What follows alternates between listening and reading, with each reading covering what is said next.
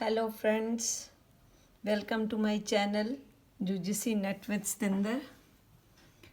Today we are going to discuss comparative politics and government in political science. ਅਸੀਂ ਜਦੋਂ ਗੱਲ ਕਰਦੇ ਹਾਂ ਕੰਪੈਰੇਟਿਵ ਪੋਲਿਟਿਕਸ ਦੀ ਪੋਲੀਟੀਕਲ ਸਾਇੰਸ ਦੇ ਵਿੱਚ ਸਟੱਡੀ ਦੀ ਜਾਂ ਕੰਪੈਰੇਟਿਵ ਗਵਰਨਮੈਂਟ ਦੀ ਸਟੱਡੀ ਦੀ ਤਾਂ ਸਾਨੂੰ ਬਹੁਤ ਪਿੱਛੇ ਜਾਣਾ ਪੈਂਦਾ ਹੈ।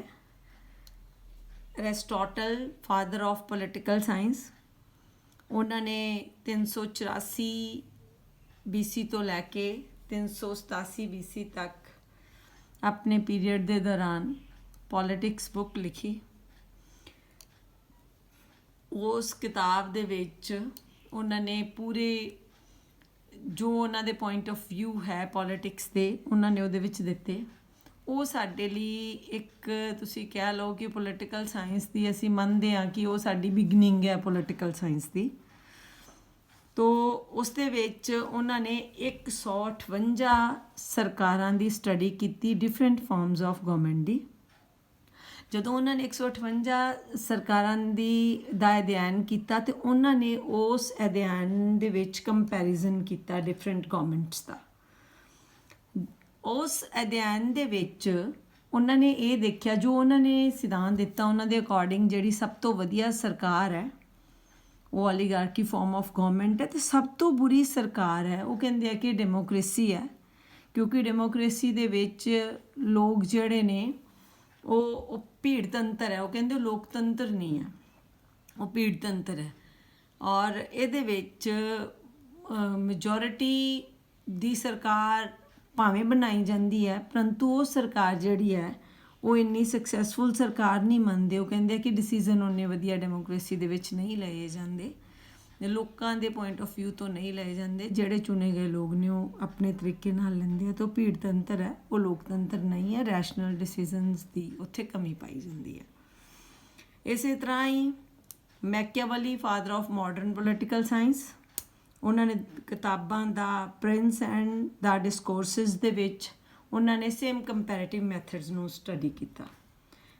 ਔਰ ਜੀਨ ਬੋਦਿਨ ਨੇ ਵੀ, ਮੌਂਟੈਸਕਿਊ ਨੇ ਜਦੋਂ ਡਿਵੀਜ਼ਨ ਆਫ ਪਾਵਰ ਦੀ ਗੱਲ ਕੀਤੀ, ਨੈਚੁਰਲੀ ਉਹਨਾਂ ਨੇ ਫੋਕਸ ਕੀਤਾ ਕਿ ਸਰਕਾਰ ਜਿਹੜੀ ਆ ਉਹ ਕਿਹੜੀ ਸਰਕਾਰ ਚੰਗੀ ਹੈ, ਕਿਸ ਤਰ੍ਹਾਂ ਸਰਕਾਰ ਬਣਨੀ ਚਾਹੀਦੀ। ਤਾਂ ਹੀ ਤਾਂ ਉਹਨਾਂ ਨੇ ਜਿਹੜਾ ਸੈਪਰੇਸ਼ਨ ਆਫ ਪਾਵਰ ਦਾ ਸਿਧਾਂਤ ਦਿੱਤਾ, ਕਾਰਲ ਮਾਰਕਸ ਜੀ ਹੋਰਾਂ ਵੀ ਔਰ ਆਗਸਟ ਕਮੇਟੀ।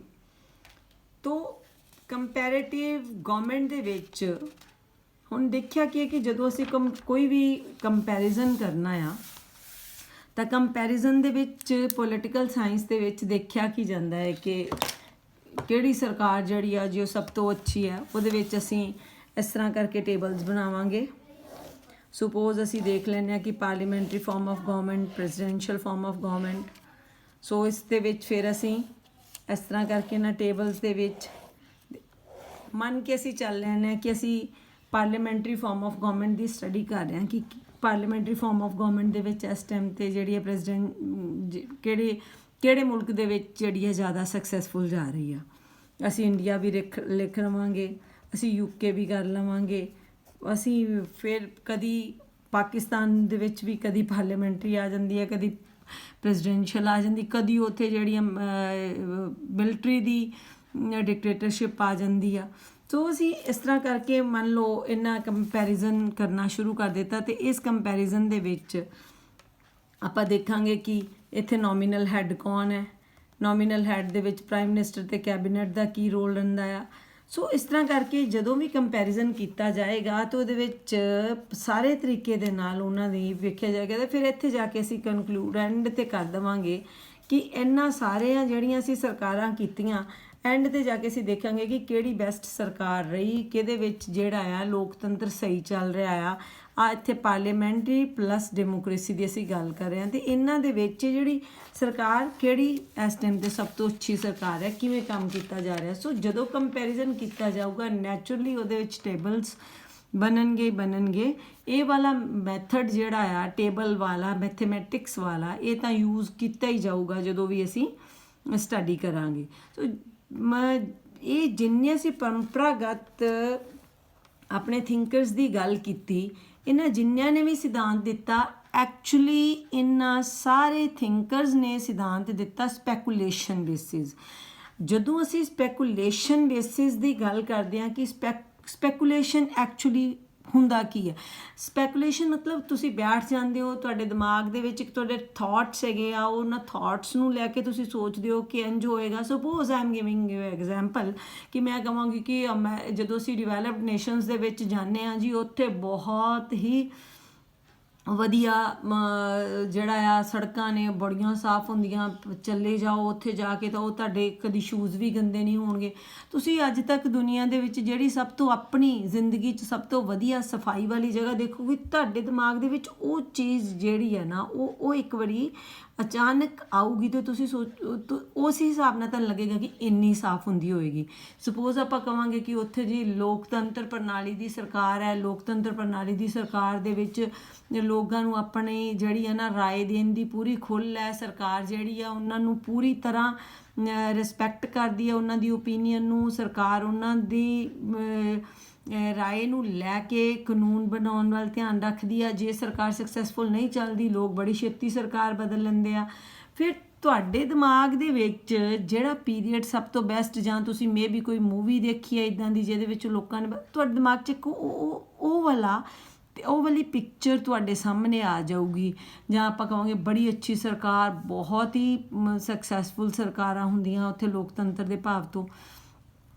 ਇਹ ਵਾਲੇ ਸਿਧਾਂਤ ਜਿਹੜੇ ਸਪੈਕੂਲੇਸ਼ਨ ਬੇਸਿਸ 'ਤੇ ਆ ਨਾ, ਇਹਨਾਂ ਨੇ ਬੈਠ ਕੇ ਸਿਧਾਂਤ ਇੰਝ ਹੀ ਦਿੱਤੇ।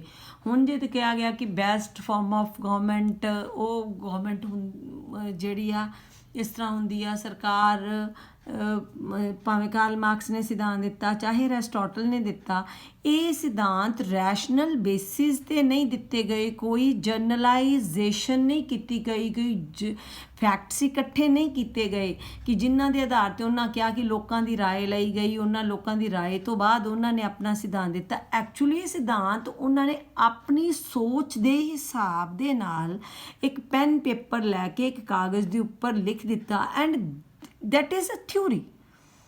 ਬਿਗਨਿੰਗ ਦੇ ਵਿੱਚ ਪੋਲੀਟੀਕਲ ਸਾਇੰਸ ਦੀਆਂ ਥਿਊਰੀਜ਼ ਇੱਦਾਂ ਹੀ ਬਣਦੀਆਂ ਸੀਗੀਆਂ ਕਿ ਜੋ ਕਿਸੇ ਥਿੰਕਰ ਦਾ ਮੰਨਣਾ ਆ, ਉਹ ਉਸੇ ਹਿਸਾਬ ਦੇ ਨਾਲ ਆਪਣੇ ਵਿਚਾਰ ਪ੍ਰਗਟ ਕਰ ਦਿੰਦੇ ਆ, ਔਰ ਉਹ ਵਿਚਾਰ ਜਿਹੜੇ ਆ ਪੇਪਰ ਉੱਪਰ ਲਿਖੇ ਹੁੰਦੇ ਆ, ਔਰ ਉਸ ਦੇ ਅਕੋਰਡਿੰਗ ਕੁਛ ਕੁ ਜਿਹੜੇ ਆ ਉਹ ਇੰਪਲੀਮੈਂਟੇਸ਼ਨ ਹੋ ਜਾਂਦੇ ਆ। ਹੁਣ ਅਸੀਂ ਪਲੈਟੋ ਨੂੰ ਬੜਾ ਵੱਡਾ ਸਕਾਲਰ ਮੰਨਦੇ ਆ, ਪਰ ਪਲੈਟੋ ਨੇ ਚਾਹੇ ਤਾਂ ਉਹ ਫਿਲਾਸਫਰ ਕਿੰਗ ਦਾ ਸਿਧਾਂਤ ਦਿੱਤਾ, ਚਾਹੇ ਤਾਂ ਉਹਨਾਂ ਨੇ ਕਮਿਊਨਿਜ਼ਮ ਆਫ ਵਾਈਵਸ ਦਾ ਸਿਧਾਂਤ ਦਿੱਤਾ, ਚਾਹੇ ਉਹਨਾਂ ਨੇ ਐਜੂਕੇਸ਼ਨ ਥਿਊਰੀ ਦਿੱਤੀ, ਕੋਈ ਵੀ ਸਿਧਾਂਤ ਦਿੱਤਾ, ਅੱਜ ਤੱਕ ਉਹਨਾਂ ਸਿਧਾਂਤਾਂ ਦੇ ਕੋਈ ਸਰਕਾਰ ਬਣਦੀ ਅਸੀਂ ਨਹੀਂ ਵੇਖੀ। ਪ੍ਰੈਕਟੀਕਲ ਫਾਰਮ ਤਾਂ ਹੀ ਤਾਂ ਉਹਨਾਂ ਨੂੰ ਅਫਲਾਤੂਨ ਕਿਹਾ ਜਾਂਦਾ ਹੈ ਨਾ।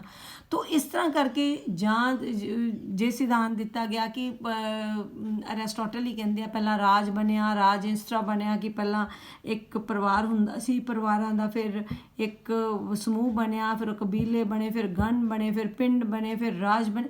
ਇੱਦਾਂ ਕਰਕੇ they have no proof, they have no practically ਸਾਡੇ ਕੋਲੋਂ ਉਹਨਾਂ ਥਿੰਕਰਸ ਵੱਲੋਂ ਕੋਈ ਸਿਧਾਂਤ ਨਹੀਂ।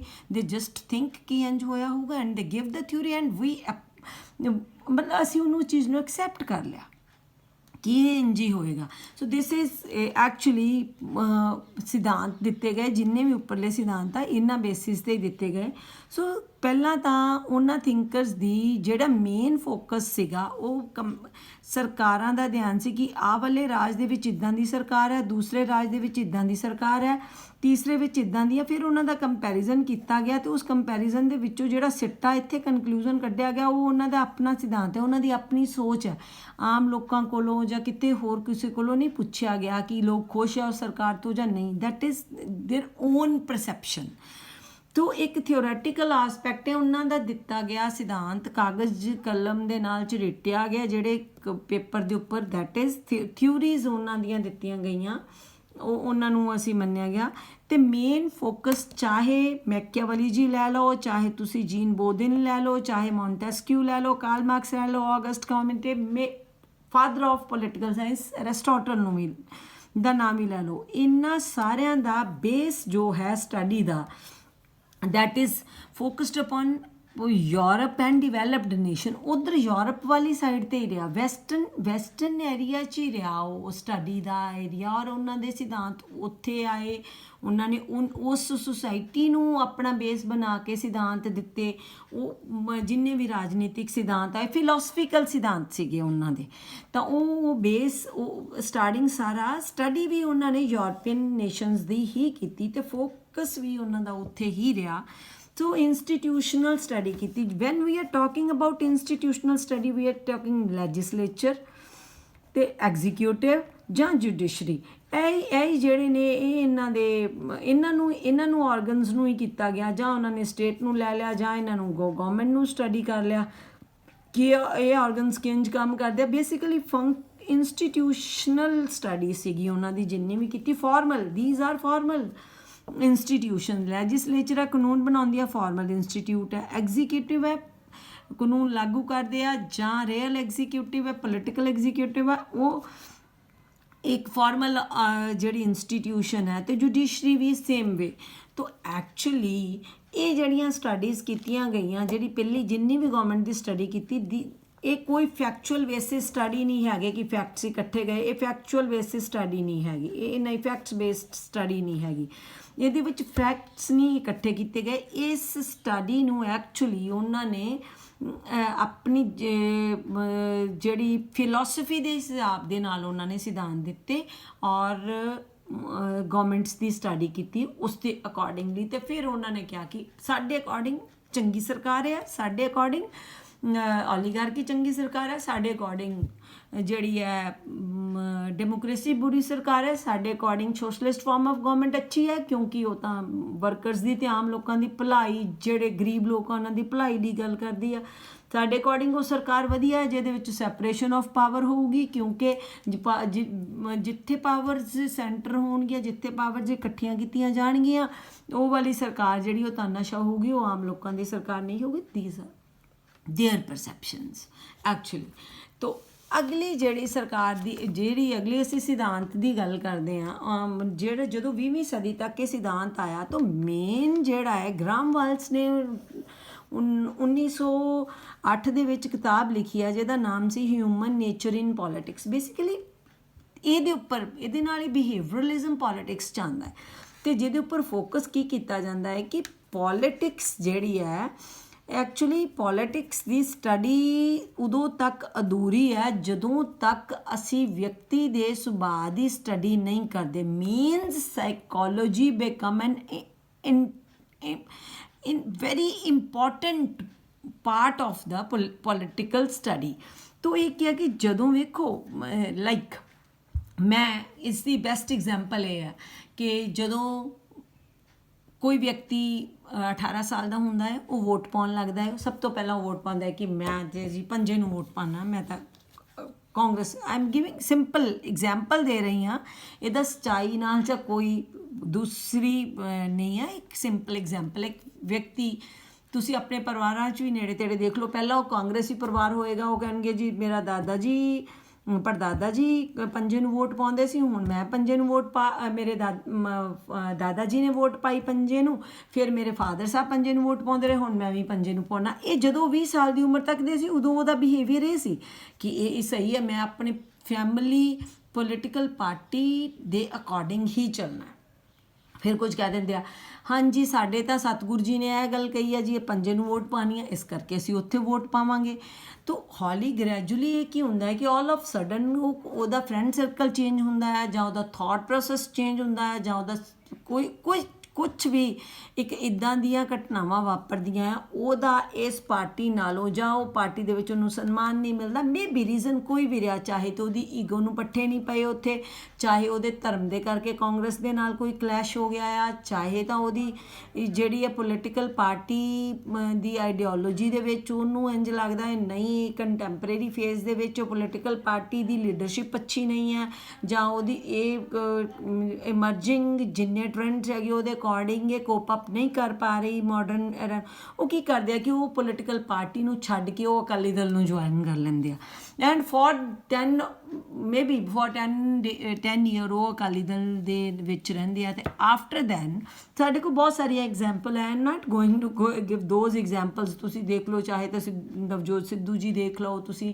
ਚਾਹੇ ਤੁਸੀਂ ਜਗਮੀਤ ਬਰਾੜ ਜੀ ਦੇਖ ਲਓ, ਚਾਹੇ ਤੁਸੀਂ ਮਤਲਬ ਐਟ ਦਾ ਹਾਈ ਲੈਵਲ 'ਤੇ ਵੀ ਤੁਸੀਂ ਦੇਖੋ ਕਿ ਬਹੁਤ ਵੱਡੇ ਵੱਡੇ ਲੀਡਰਸ ਹੈ, ਜਦੋਂ ਉਹਨਾਂ ਦਾ ਬਿਹੇਵੀਅਰ ਚੇਂਜ ਹੋ ਜਾਂਦਾ, ਉਹਨਾਂ ਨੂੰ ਨਹੀਂ ਇੱਕ ਪੋਲੀਟੀਕਲ ਪਾਰਟੀ ਦੇ ਵਿੱਚ ਉਹ ਸੰਤੁਸ਼ਟੀ ਮਿਲਦੀ, ਤਾਂ ਉਹ ਕੀ ਕਰਦੇ ਹੈਗੇ ਆ, ਜਾਂ ਆਈਡੀਓਲੋਜੀ ਮਿਸਮੈਚ ਕਰ ਜਾਂਦੀ ਆ, ਜਾਂ ਸਰਕਮਸਟਾਂਸਿਸ ਮਿਸਮੈਚ ਕਰ ਜਾਂਦੇ ਆ, ਜਾਂ ਕਿਉਂਕਿ ਉਹਨਾਂ ਦਾ ਬਿਹੇਵੀਅਰ ਚੇਂਜ ਹੋਇਆ, ਉਹਨਾਂ ਦਾ ਥਾਟ ਪ੍ਰੋਸੈਸ ਚੇਂਜ ਹੁੰਦਾ, ਉਹ ਆਪਣੇ ਇੱਕ ਪਾਰਟੀ ਨੂੰ ਛੱਡ ਕੇ ਉਹ ਦੂਸਰੀ ਪਾਰਟੀ ਨੂੰ ਜੁਆਇਨ ਕਰ ਲੈਂਦੇ ਆ, ਫਿਰ ਉਹਦੇ ਲਈ ਵਰਕ ਕਰਨਾ ਸ਼ੁਰੂ ਕਰ ਦਿੰਦੇ ਆ।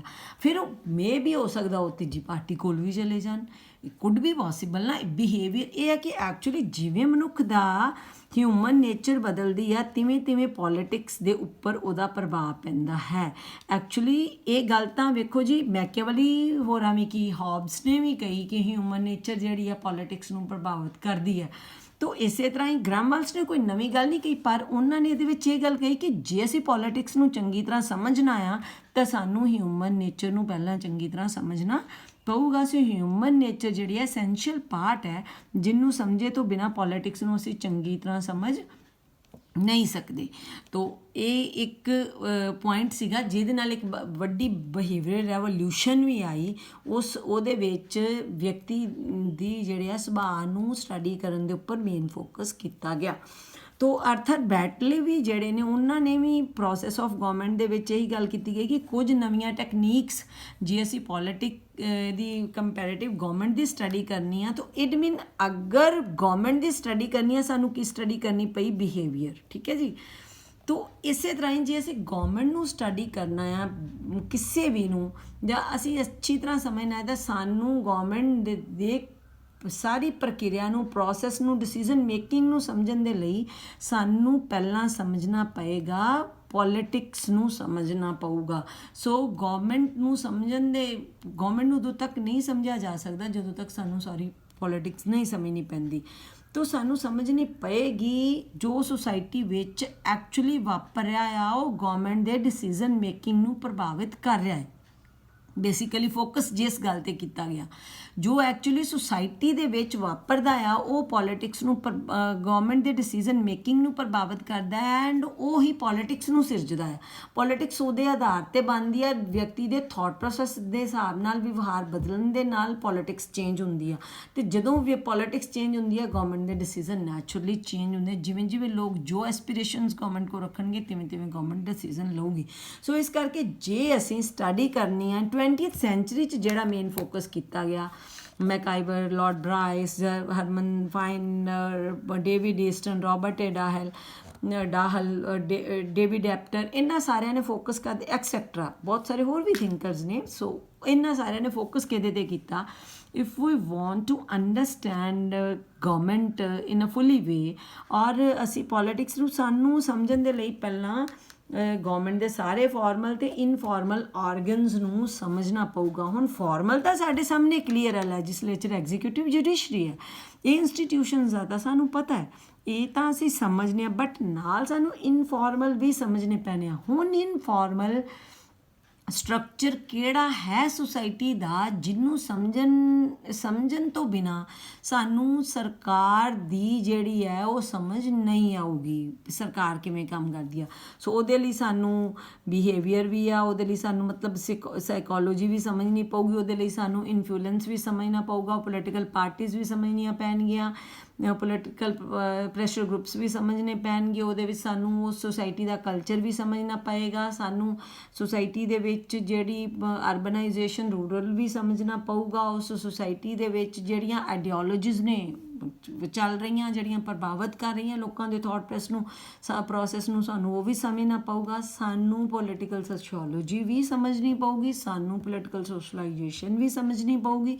ਮਤਲਬ ਅਗਰ ਅਸੀਂ ਵੀ ਸਮਝਣਾ ਹੈ, ਸਾਨੂੰ ਇੱਕ ਇੱਕ ਚੀਜ਼ society the in depth study ਕਰਨੀ ਪਊਗੀ, ਸਾਨੂੰ ਡੂੰਘੀ ਸਟੱਡੀ ਕਰਨੀ ਪਊਗੀ, ਮਾਈਕਰੋ ਸਟੱਡੀ ਬਹੁਤ ਡੂੰਘੀ, ਜਿਹਦੇ ਵਿੱਚ ਅਸੀਂ ਇਹ ਨਹੀਂ ਕਦੀ ਮੰਨ ਕੇ ਚੱਲੀਏ ਕਿ ਸ਼ਾਇਦ ਜਿਹੜੀ ਵੈਲਿਊ ਫ੍ਰੀ ਸਟੱਡੀ ਕਰਨੀ ਪਊਗੀ। ਅੱਗੇ ਸਾਡੀ ਸਟੱਡੀ ਸੀ ਸਪੈਕੂਲੇਸ਼ਨ ਬੇਸਿਸ, ਜਿਹੜੀ ਪਹਿਲਾਂ ਅਸੀਂ ਗਵਰਨਮੈਂਟ ਦੀ ਸਟੱਡੀ ਕਰਦੇ ਸੀ।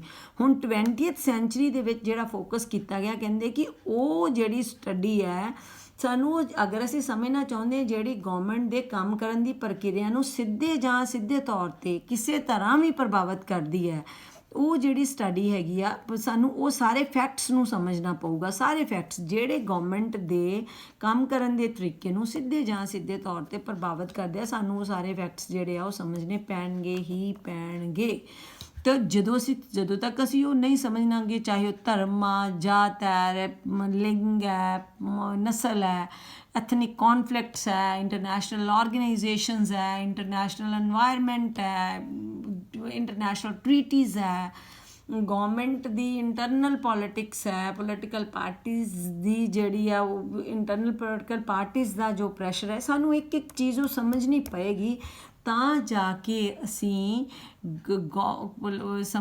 ਸਮਝ ਸਕਦੇ ਹਾਂ ਕਿ ਸਰਕਾਰ ਨੇ ਨਿਰਣਾ ਕਿਉਂ ਲਿਆ। ਸੋ ਇਸ ਕਰਕੇ ਅਗਰ ਅਸੀਂ ਕੰਪੈਰੇਟਿਵ ਗਵਰਨਮੈਂਟ ਦੀ ਸਟੱਡੀ ਕਰਨੀ ਹੈ, ਸਾਨੂੰ ਨਾਲ ਪੋਲੀਟਿਕਸ ਸਮਝਣੀ ਹੀ ਪਏਗੀ। ਸੋ ਪੋਲੀਟਿਕਸ ਦਾ ਦਾਇਰਾ ਜਿਹੜਾ ਸਟੱਡੀ ਦਾ ਉਹ ਵੱਡਾ ਹੋ ਗਿਆ। ਜਿੱਥੇ ਅਸੀਂ ਗਵਰਨਮੈਂਟ ਦੀ ਸਟੱਡੀ ਕਰਨ ਵਕਤ ਸਿਰਫ ਫਾਰਮਲ ਆਰਗਨਸ ਦੀ ਸਟੱਡੀ ਕਰਦੇ ਹਾਂ, ਲੈਜਿਸਲੇਚਰ, ਐਗਜ਼ੀਕਿਊਟਿਵ, ਜੁਡੀਸ਼ਰੀ, ਬਟ ਜਦੋਂ ਅਸੀਂ ਕੰਪੈਰੇਟਿਵ ਪੋਲੀਟਿਕਸ ਦੀ ਸਟੱਡੀ ਕਰਦੇ ਹਾਂ, ਅਸੀਂ ਉਹਨਾਂ ਸਾਰੇ ਫਾਰਮਲ ਇਨਫਾਰਮਲ ਇੰਸਟੀਟਿਊਸ਼ਨਸ ਦੀ ਸਟੱਡੀ ਕਰਦੇ ਹਾਂ ਜਿਹੜੇ ਸਿੱਧੇ ਜਾਂ ਅਸਿੱਧੇ ਤੌਰ 'ਤੇ ਸਾਡੇ ਕਿਸੇ ਵੀ ਗਵਰਨਮੈਂਟ ਦੇ ਡਿਸੀਜ਼ਨ ਮੇਕਿੰਗ ਨੂੰ ਇਫੈਕਟ ਕਰਦੇ ਆ। ਸੋ ਇਹ ਐਕਚੁਅਲੀ ਕੰਪੈਰੇਟਿਵ ਪੋਲੀਟਿਕਸ ਹੈ, ਜਿਹਦੇ ਵਿੱਚ ਅਸੀਂ ਹੁਣ ਅੱਗੇ ਪਹਿਲਾਂ ਜਿਹੜੀ ਕੰਪੈਰੇਟਿਵ ਗਵਰਨਮੈਂਟ ਐਕਟ ਦੀ ਸਟੱਡੀ ਹੈ, that is not empirical study, that is simply a descriptive study ਹੈ, explanatory study ਆ। ਉਹਦੇ ਵਿੱਚ ਕੀ ਕੀਤਾ ਜਾਂਦਾ, ਐਕਸਪਲੇਨ, ਇੱਕ ਵਿਧਾਨ ਪਾਲਿਕਾ ਆ, ਉਹਦਾ ਕੰਮ ਹੈ ਕਾਨੂੰਨ ਬਣਾਉਣਾ, ਕਾਨੂੰਨ ਬਣਾ ਕੇ ਫਿਰ ਉਹ ਕਾਨੂੰਨ ਬਣਾਉਣ ਦੀ ਆ ਪ੍ਰਕਿਰਿਆ ਹੁੰਦੀ ਆ, ਇੰਜ ਕਰਨਾ। ਦੂਸਰਾ ਆ ਗਿਆ ਕੰਪੈਰੇਟਿਵ ਜਿਹੜੀ ਗਵਰਨਮੈਂਟ ਹੈ, ਦੂਸਰਾ ਉਹਦਾ ਆਰਗਨ ਹੈ ਐਗਜ਼ੀਕਿਊਟਿਵ, ਜਿਹੜੀ ਕਾਨੂੰਨਾਂ ਨੂੰ ਲਾਗੂ ਕਰਦੀ ਹੈ। ਤਾਂ ਕਾਨੂੰਨਾਂ ਨੂੰ ਲਾਗੂ ਕਰਨ ਲਈ ਪੁਲਿਸ ਹੈ ਜਾਂ ਬਾਕੀ ਸੈਨਾ ਦੇ ਵਿੱਚ ਉਹ ਅਸੀਂ ਉਹਨੂੰ ਉਸ ਚੀਜ਼ ਨੂੰ, ਪੁਲਿਸ ਹੈ, ਸੈਨਾ ਤਾਂ ਨਹੀਂ, ਸੈਨਾ ਤਾਂ ਸਰਹੱਦਾਂ ਦੀ ਰਾਖੀ ਲਈ ਹੈ, ਪੁਲਿਸ ਹੈ ਜਾਂ ਉਹ ਆਰਗਨ ਦੂਸਰੀ ਹੈ, ਬਿਊਰੋਕਰੇਸੀ ਹੈ, ਉਹ ਉਹਨਾਂ ਨੂੰ ਇੰਪਲੀਮੈਂਟੇਸ਼ਨ ਜੋ ਲੈਜਿਸਲੇਚਰ ਨੇ ਬਣਾਇਆ ਫੀਡਬੈਕ ਦਿੰਦੀ ਹੈ। ਤੀਸਰਾ ਜਿਹੜਾ ਸਾਡੇ ਕੋਲ ਆ ਗਈ ਜੁਡੀਸ਼ਰੀ, ਜਿਹਨੇ ਕਾਨੂੰਨਾਂ ਨੂੰ ਮੰਨਿਆ ਨਹੀਂ ਉਹਦੇ ਅਕੋਰਡਿੰਗ ਉਹਨਾਂ ਨੂੰ ਦਿੱਤੀ ਗਈ ਸਜ਼ਾ। Actually this is simple, explanatory, descriptive ਹੈ, ਡਿਸਕ੍ਰਾਈਬ ਕਰ ਦਿੱਤਾ ਕਿ ਆ ਇਹਨੂੰ ਲੈਜਿਸਲੇਚਰ ਕਹਿੰਦੇ, ਇਹਨੂੰ ਐਗਜ਼ੀਕਿਊਟਿਵ ਕਹਿੰਦੇ, ਇਹਨੂੰ ਜੁਡੀਸ਼ਰੀ ਕਹਿੰਦੇ, ਜਾਂ ਸਟੇਟ ਇੱਦਾਂ ਆ। ਸਟੇਟ ਕੀ ਹੁੰਦਾ ਹੈ, ਬਸ ਉਹਦੇ 4 ਆਰਗਨ ਆ, ਅਸੀਂ ਉਹਨਾਂ ਨੂੰ 4 ਐਲੀਮੈਂਟਸ ਉਹਨਾਂ ਨੂੰ ਐਕਸਪਲੇਨ ਕਰ ਦਿੱਤਾ। ਬਟ ਜਿਹੜੀ ਹੁਣ ਕੰਪੈਰੇਟਿਵ ਪੋਲੀਟਿਕਸ ਦੀ ਸਟੱਡੀ ਕੀਤੀ ਜਾਏਗੀ, ਦੈਟ ਇਜ਼ ਇੰਪੀਰੀਕਲ ਸਟੱਡੀ। ਇੰਪੀਰੀਕਲ ਸਟੱਡੀ ਮਤਲਬ ਐਨਾਲਿਟੀਕਲ ਸਟੱਡੀ, ਇੱਕ ਹਿਸਾਬ ਦੇ ਸਵਾਲ ਵਾਂਗੂ ਅਸੀਂ ਇੱਕ ਚੀਜ਼ ਨੂੰ ਮੰਨ ਕੇ ਚੱਲਦੇ ਹਾਂ, ਫਿਰ ਉਹਦੇ ਉੱਪਰ ਡੂੰਘੀ ਰਿਸਰਚ ਕਰਦੇ ਆ, ਫੈਕਟਸ ਇਕੱਠੇ ਕੀਤੇ ਜਾਂਦੇ ਨੇ, ਜਰਨਲਾਈਜੇਸ਼ਨ ਹੁੰਦੀਆਂ ਆ। ਹੁਣ ਉਹ ਜਰਨਲਾਈਜੇਸ਼ਨ ਜਿਹੜੀਆਂ ਹੁੰਦੀਆਂ ਉਹਦੇ ਅਕੋਰਡਿੰਗ ਜਿਹੜੀ ਹੈ ਉਹ ਉਹਨੂੰ ਕੁਛ ਵੀ ਅਸੀਂ ਇੱਕ ਬਾਇਸਡ ਸਟੱਡੀ ਨਹੀਂ ਹੋ ਸਕਦੀ। ਉਹਦੇ ਵਿੱਚ ਅਸੀਂ ਫੈਕਟਸ ਇਕੱਠੇ ਕਰਾਂਗੇ, ਉਹਨਾਂ ਫੈਕਟਸ ਦੇ ਅਕੋਰਡਿੰਗ ਅਸੀਂ ਇੱਕ ਥਿਊਰੀ ਬਣਾਵਾਂਗੇ। ਉਹਦੇ ਪੋਲੀਟੀਕਲ ਸਾਇੰਟਿਸਟ ਜਾਂ ਪੋਲੀਟੀਕਲ ਸਕਾਲਰ ਉਹਦੇ ਅਕੋਰਡਿੰਗ ਜੋ ਇੰਪੀਰੀਕਲ ਡਾਟਾ, ਜੋ ਡਾਟਾ ਇਕੱਠਾ ਕੀਤਾ ਜਾਂਦਾ, ਉਹਨਾਂ ਡਾਟਾ ਨੂੰ ਫਿਰ ਜਿਹੜਾ ਵੈਰੀਫਾਈ ਕੀਤਾ ਜਾਂਦਾ, ਵੈਰੀਫਾਈ ਕਰਕੇ ਫਿਰ ਇਹਦੇ ਵਿੱਚ ਉਹ ਆਪਣੀ ਵਿਚਾਰਧਾਰਾ ਨੂੰ ਜ਼ਿਆਦਾ ਮਹੱਤਵ ਨਹੀਂ ਦਿੱਤਾ ਜਾ ਸਕਦਾ। ਕੋਈ ਵੈਲਿਊ ਫ੍ਰੀ ਸਟੱਡੀ ਕੀਤੀ ਜਾਏਗੀ, ਐਂਡ 'ਤੇ ਸਿਧਾਂਤ ਦਿੱਤਾ ਜਾਏਗਾ। ਆਫਟਰ ਸਮ ਟਾਈਮਸ ਜਦੋਂ ਵਿਅਕਤੀ ਦੀ ਨੇਚਰ ਬਦਲੇਗੀ, ਜਦੋਂ ਵਿਅਕਤੀ ਦਾ ਸੁਭਾਅ ਬਦਲਦਾ ਹੈ, ਜਿਵੇਂ ਜਿਵੇਂ 10 ਸਾਲ ਬਾਅਦ ਜਿਹੜਾ ਅੱਜ ਥਿਊਰੀ ਬਿਲਡ ਕੀਤੀ ਗਈ ਆ, 10 ਸਾਲ ਬਾਅਦ ਇਹ ਥਿਊਰੀ ਇਰੈਲੀਵੈਂਟ ਹੋ ਜਾਏਗੀ, ਕਿਉਂਕਿ ਵਿਅਕਤੀ ਦਾ ਸੁਭਾਅ ਬਦਲ ਜਾਣਾ ਹੈ। ਜਿਵੇਂ ਸੁਸਾਇਟੀ ਦੇ ਵਿੱਚ ਕਦੀ ਡੌਰੀ ਬੜਾ ਪ੍ਰੋਮੀਨੈਂਟ ਰੋਲ ਪਲੇ ਕਰਦੀ ਸੀਗੀ, ਕਦੀ ਜਿਹੜਾ ਡੋਮੈਸਟਿਕ ਵਾਇਲੈਂਸ ਦੇ ਵਿੱਚ ਜਿਹੜੇ ਬਹੁਤ ਜ਼ਿਆਦਾ ਕੇਸਿਸ ਹੁੰਦੇ ਸੀਗੇ, ਤਾਂ ਹੁਣ ਤੁਸੀਂ ਵੇਖਿਆ ਜਾਓ ਕਿ ਉਹ ਨਹੀਂ ਆ। ਕਦੀ ਵਾਰੀ ਜਦੋਂ ਅਸੀਂ ਬਚਪਨ ਦੇ ਵਿੱਚ ਸੀਗੇ ਤਾਂ ਸਾਡਾ ਮੇਨ ਫੋਕਸ ਇਹੀ ਹੁੰਦਾ ਸੀ, ਇੱਕ ਸਿਧਾਂਤ ਸੁਸਾਇਟੀ ਦੇ ਵਿੱਚ ਚੱਲ ਰਿਹਾ ਸੀਗਾ, ਸਾਨੂੰ ਅਪਲਿਫਟ ਹੋਣਾ ਤਾਂ ਸਾਨੂੰ ਪੜ੍ਹਾਈ ਕਰਾਈ ਜਾਵੇ, ਸਾਨੂੰ ਕਾਲਜ ਤੱਕ ਹੀ ਭੇਜ ਦਿੱਤਾ ਜਾਵੇ ਤਾਂ ਬੜੀ ਚੰਗੀ, ਮਤਲਬ ਬਹੁਤ ਵੱਡੀ ਡੀਲ ਹੈ। ਇਹਦੇ ਲਈ ਸਟਰਗਲ ਕੀਤਾ ਜਾਂਦਾ ਸੀ। ਫਿਰ ਕਾਲਜ ਤੋਂ ਬਾਅਦ ਇਹ ਸੀਗਾ ਹੁਣ ਤਾਂ ਸਾਨੂੰ ਹਾਇਰ ਸਟੱਡੀ ਕਰਾ ਦੇਣ, ਮਾਸਟਰਸ ਕਰਾ ਕੇ ਜੋਬ ਦਾ। ਹੁਣ ਉਹ ਵਾਲਾ ਜਿਹੜੇ ਸਾਡੇ ਫੇਸ ਦਾ ਸਟਰਗਲ ਹੈ ਨਾ, ਉਹ ਹੋ ਗਿਆ ਹੁਣ ਇਸ ਟਾਈਮ 'ਤੇ ਖ਼ਤਮ। ਹੁਣ ਤਾਂ ਫਰੀडम ਦੇ ਮਾਇਨੇ ਦੂਸਰੇ ਹੋ ਗਏ ਵੂਮਨ ਦੇ ਲਈ ਕਿ ਆਪਣੇ ਡਿਸੀਜਨ ਆਪ ਲੈਣੇ ਆ, ਅਸੀਂ ਆਪਣੀ ਲਾਈਫ ਪਾਰਟਨਰ ਚੁਣਨਾ ਆ, ਜਾਂ ਅਸੀਂ ਆਪਣੀ ਜੌਬ ਦਾ। ਸੋ ਨਵੀਆਂ ਚੀਜ਼ਾਂ ਆ ਗਈਆਂ, ਜਿਵੇਂ ਜਿਵੇਂ ਸਮਾਜ ਦੇ ਵਿੱਚ ਸਮਾਜਿਕ ਤਬਦੀਲੀਆਂ ਆਉਂਦੀਆਂ, ਸੋਚ ਆਉਂਦੀ ਆ, ਤਿਵੇਂ ਤਿਵੇਂ ਹੀ ਉਹ ਥਿਊਰੀਆਂ ਜਿਹੜੀਆਂ ਐਗਜ਼ਿਸਟਿੰਗ ਥਿਊਰੀਜ਼ ਆ ਉਹ ਰੱਦ ਹੋ ਜਾਂਦੀਆਂ ਨੇ, ਤਾਂ ਫਿਰ ਉਸ ਸਮਾਜ ਦੇ ਅਕੋਰਡਿੰਗ ਨਵੇਂ ਸਿਧਾਂਤ ਨੂੰ ਬਿਲਡ ਕੀਤਾ ਜਾਂਦਾ। ਸੋ ਸਮਾਜ ਪੋਲੀਟਿਕਸ 'ਤੇ ਪ੍ਰਭਾਵ ਬਹੁਤ ਪਾਉਂਦਾ ਹੈ, ਕਿਉਂਕਿ ਜਿੰਨੇ ਵੀ ਸਮਾਜਿਕ ਤਬਦੀਲੀਆਂ ਆਉਂਦੀਆਂ ਉਹਦੇ ਅਕੋਰਡਿੰਗ ਜਿਹੜੇ ਨਿਰਣੇ ਆ ਰਾਜਨੀਤੀ ਲੈਂਦੀ ਹੈ, ਸਰਕਾਰ ਲੈਂਦੀ ਹੈ। ਤਾਂ ਇਸ ਕਰਕੇ ਸਾਨੂੰ ਸਮਾਜ ਨੂੰ ਸਮਝਣਾ ਪਏਗਾ, ਇਸੇ ਤਰ੍ਹਾਂ ਹੀ ਸਾਨੂੰ ਇਕੋਨਮੀ ਨੂੰ ਸਮਝਣਾ ਪਏਗਾ ਜੇ ਅਸੀਂ ਪੋਲੀਟਿਕਸ ਨੂੰ ਸਮਝਣਾ ਹੈ, ਕਿਉਂਕਿ ਜਿਵੇਂ ਪੋਲੀਟਿਕਸ ਦੇ ਉੱਪਰ ਇਕੋਨਮੀ ਐਂਡ ਸੁਸਾਇਟੀ ਪ੍ਰਭਾਵ ਪਾਉਂਦੀ ਹੈ, ਤਿਵੇਂ ਹੀ ਪੋਲੀਟਿਕਸ ਜਿਹੜੀ ਆ ਸੁਸਾਇਟੀ 'ਤੇ ਇਕੋਨਮੀ 'ਤੇ ਪ੍ਰਭਾਵ ਵੀ ਪਾਉਂਦੀ ਹੈ ਥਰੂ ਡਿਸੀਜ਼ਨ ਮੇਕਿੰਗ। ਸੋ ਇਸ ਕਰਕੇ ਦਿਸ ਇਜ਼ ਆਲ ਅਬਾਊਟ ਕਿ ਕੰਪੈਰੇਟਿਵ ਪੋਲੀਟਿਕਸ ਹੈ। ਕੰਪੈਰੇਟਿਵ ਪੋਲੀਟਿਕਸ ਦਾ ਜਿਹੜਾ ਸਕੋਪ ਹੈ ਕੰਪੈਰੇਟਿਵ ਗੌਰਮੈਂਟ ਨਾਲੋਂ ਬਹੁਤ ਜ਼ਿਆਦਾ ਵੱਡਾ ਹੈ, ਜਿੱਥੇ ਕਿ ਅਸੀਂ ਕੰਪੈਰੇਟਿਵ ਗੌਰਮੈਂਟ ਦੇ ਵਿੱਚ ਸਿਰਫ ਫਾਰਮਲ ਆਰਗਨਸ ਦੀ ਸਟੱਡੀ ਕਰਦੇ ਹਾਂ, ਉੱਥੇ ਅਸੀਂ ਕੰਪੈਰੇਟਿਵ ਪੋਲੀਟਿਕਸ ਦੇ ਵਿੱਚ ਫਾਰਮਲ ਔਰ ਇਨਫਾਰਮਲ ਦੋਨਾਂ ਆਰਗਨਸ ਦੀ ਸਟੱਡੀ ਕਰਦੇ ਹਾਂ, ਔਰ ਮੈਥਡਸ ਵੀ ਚੇਂਜ ਹੈ। ਹਿਸਟੋਰੀਕਲ ਮੈਥਡ ਜਿਹੜਾ ਆ ਉਹ ਵੀ ਯੂਜ਼ ਕੀਤਾ ਜਾਂਦਾ ਹੈ ਜਦੋਂ ਅਸੀਂ ਸਟੱਡੀ ਕਰਦੇ ਹਾਂ ਪੋਲੀਟਿਕਸ ਦੀ। ਉਹਦੇ ਵਿੱਚ ਇੰਪੀਰੀਕਲ ਔਰ ਐਨਾਲਿਟੀਕਲ ਮੈਥਡ ਯੂਜ਼ ਕੀਤਾ ਜਾਂਦਾ, ਐਕਸਪਲੇਨੇਟਰੀ ਜਿਹੜਾ ਵੀ ਯੂਜ਼ ਕੀਤਾ ਜਾਂਦਾ, ਡਿਸਕ੍ਰਿਪਟਿਵ ਵੀ ਯੂਜ਼ ਕੀਤਾ ਜਾਂਦਾ, ਔਰ ਵੈਲਿਊ ਫਰੀ ਸਟੱਡੀ ਹੁੰਦੀ ਹੈ। ਜਦ ਕਿ ਕੰਪੈਰੇਟਿਵ ਗੌਰਮੈਂਟ ਦੇ ਵਿੱਚ ਅਸੀਂ ਸਿਰਫ ਐਕਸਪਲੇਨੇਟਰੀ ਐਂਡ ਡਿਸਕ੍ਰਿਪਟਿਵ ਸਟੱਡੀ ਕਰਦੇ ਹਾਂ, ਸਿਰਫ ਐਕਸਪਲੇਨੇਸ਼ਨ ਦਿੰਦੇ ਹਾਂ। ਸੋ ਇਸ ਕਰਕੇ ਜਿਹੜਾ ਕੰਪੈਰੇਟਿਵ ਪੋਲੀਟਿਕਸ ਦਾ ਜਿਹੜਾ ਸਕੋਪ ਹੈ ਜਾਂ ਦਾਇਰਾ ਆ ਕੰਪੈਰੇਟਿਵ ਗੌਰਮੈਂਟ ਦੇ ਮੁਕਾਬਲਤਨ ਵੱਡਾ ਹੈ, ਅਤੇ ਇਹ ਜਿਹੜਾ ਹੈ ਇਸ ਟਾਈਮ 'ਤੇ ਬੜਾ ਪਾਪੂਲਰ ਮੈਥਡ ਹੈ। ਜਦ ਕਿ ਕੰਪੈਰੇਟਿਵ ਗੌਰਮੈਂਟ ਜਿਹੜੀ ਹੈ ਸਿਰਫ ਸੀਮਤ ਰਹੀ ਵੈਸਟਰਨ ਵਰਲਡ ਤੱਕ, ਜਾਂ ਤੁਸੀਂ ਕਹਿ ਸਕਦੇ ਹੋ ਯੂਰਪ ਤੱਕ, ਜਦ European world western developed nations ਤੱਕ ਰਹੀ। ਜਦ ਕਿ ਕੰਪੈਰੇਟਿਵ ਪੋਲੀਟਿਕਸ ਦੇ ਵਿੱਚ ਕੰਪੈਰੇਟਿਵ ਗੌਰਮੈਂਟ ਦਾ ਇੱਕ ਇੱਥੋਂ ਤੱਕ ਫੋਕਸ ਰਹਿ ਗਿਆ ਯੂਰਪ ਤੱਕ, ਡਿਵੈਲਪਡ ਨੇਸ਼ਨ ਤੱਕ। ਜਦ ਕਿ ਜਦੋਂ ਅਸੀਂ ਕੰਪੈਰੇਟਿਵ ਪੋਲੀਟਿਕਸ ਦੀ ਸਟੱਡੀ ਕਰਦੇ ਅਸੀਂ developed, under developed, third world nation ਸਾਰਿਆਂ ਦੇ ਸਰਕਾਰਾਂ ਦੀ ਅਤੇ ਰਾਜਨੀਤੀ ਦੀ ਸਟੱਡੀ ਕਰਦੇ ਹਾਂ, ਤਾਂ ਫਿਰ ਅਸੀਂ ਇੱਕ ਸਿਧਾਂਤ ਬਿਲਡ ਕਰਦੇ ਹਾਂ। ਤੋ this is all about the comparative government and politics. ਇਹਦੇ ਵਿੱਚ ਮੈਂ ਥੋੜ੍ਹੇ ਹੀ ਸਮੇਂ ਦੇ ਵਿੱਚ ਮੈਂ ਕੋਸ਼ਿਸ਼ ਕੀਤੀ ਹੈ ਕਿ ਇਸ ਟੌਪਿਕ ਨੂੰ ਜਸਟੀਫਾਈ ਕਰ ਸਕਾਂ। ਸੋ ਹੋਪਫੁਲੀ ਤੁਹਾਡੇ ਬਹੁਤ ਸਾਰੇ ਡਾਊਟਸ ਇਹਦੇ ਵਿੱਚ ਕਲੀਅਰ ਹੋਏ ਹੋਣਗੇ। ਸ਼ਾਰਟਲੀ ਮੈਂ ਤੁਹਾਨੂੰ ਇਹਦੇ ਨਾਲ ਇੱਕ ਨਵੀਂ ਵੀਡੀਓ ਦੇ ਵਿੱਚ ਮਿਲਾਂਗੀ, ਜਿਸ ਦੇ ਵਿੱਚ ਕੰਪੈਰੇਟਿਵ ਗੌਰਮੈਂਟ ਅਤੇ ਕੰਪੈਰੇਟਿਵ ਪੋਲੀਟਿਕਸ ਦੇ ਵਿਚਕਾਰ ਵੱਡੇ ਅੰਤਰ ਨੂੰ ਡਿਸਕਸ ਕਰਨ ਦੀ ਕੋਸ਼ਿਸ਼ ਡਿਸਕਸ ਕੀਤਾ ਜਾਊਗਾ। ਤੋ ਜਲਦੀ ਆਪਾਂ ਮਿਲਦੇ ਹਾਂ ਉਸ ਵੀਡੀਓ ਦੇ ਨਾਲ। ਜੇ ਤੁਹਾਡੀ ਲਈ ਇਹ ਵੀਡੀਓ ਹੈਲਪਫੁਲ ਰਹੀ ਹੋਵੇ ਤਾਂ kindly like, share and subscribe my channel. Thank you very much.